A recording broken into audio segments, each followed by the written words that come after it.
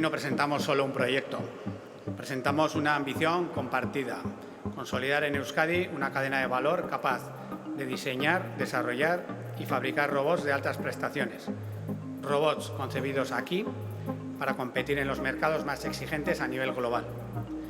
Y lo hacemos en las instalaciones de Danovat porque asumimos con responsabilidad nuestro papel como empresa tractora en este proyecto, liderando el proyecto con la colaboración que integra a 18 empresas vascas, centros tecnológicos de referencia con IDECO al frente y clústeres como AFM y EGAN.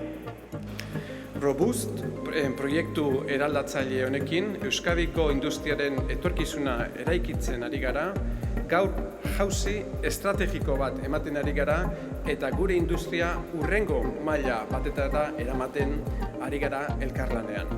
Robusten proiektuari esker, 50 milioi euro inguruko inbertsioa egingo da datozen 3 urteetan eta horietatik 35 milioi baino gehiago ikerketa eta garapen teknologikoko jardueretara bideratuko dira.